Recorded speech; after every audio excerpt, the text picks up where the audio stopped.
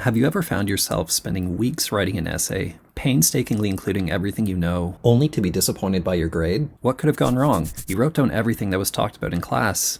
Do you often feel like tests and assignments don't greatly support or contribute to your learning? Or that when exam time comes around, the learning that you did in class seems secondary and you're just memorizing information from a textbook? Well, you're not alone.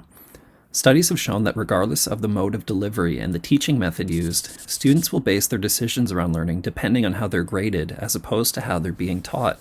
And this makes sense. Grades are important. They're supposed to represent how well you grasped material, but real learning empowers you to apply what you've learned and prepare you for new scenarios, rather than just reciting information on trivia night. Here at Queen's, some instructors are using a method of teaching that harmonizes learning and assessment, so the grades you earn best represent the skills you acquire through your courses, like critical thinking, collaboration, and leadership. This style is known as ICE, or ICE, which stands for Ideas, Connections, and Extensions. When your instructors make an assessment with ICE, they can target multiple frames of learning. Ideas often represent the basic information you'll be presented with in your courses, for example, the year that women gained the right to vote in Canada, or the chemical structure of a certain molecule. When a professor is testing this type of learning, they'll use words like define, describe, or recall. Being able to recall information, define, and use terms accurately describes your familiarity with course information, but it's key that you know how to use it as well. This is where the second part of ICE comes in. Connections may refer to either content level or meaning making level connections. Content level connections are those where you're able to relate certain pieces of information to one another, like being able to describe how different parts of an engine work together to make a car move.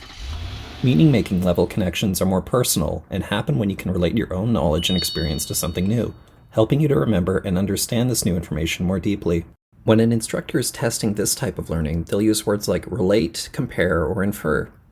Lastly, extensions are where you can apply what you've learned to new scenarios, make predictions, and come up with solutions to interesting and challenging questions. Here, your instructors may use language like analyze, critique, or project. Although ICE might at first glance seem like it only works in one direction, it's possible to have extensions without the knowledge of ideas and connections.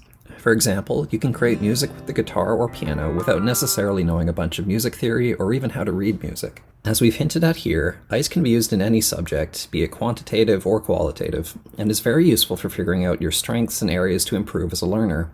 ICE is portable in that you can use it no matter the context, and it's useful in planning your learning, even if your prof isn't explicitly using the model. It's straightforward to adopt in rubrics, lesson planning, feedback, and is already being used in a number of courses around the university. Ultimately, the goal of the ICE method is to bridge the gap between how students learn and how they're tested. We're already seeing great positive feedback from faculty and students alike, and it's the hope of the university that the skills you'll gain by engaging with ideas, finding connections, and making extensions will help in both your academic and professional pursuits for years to come. Take care, everyone, and best of luck with your courses.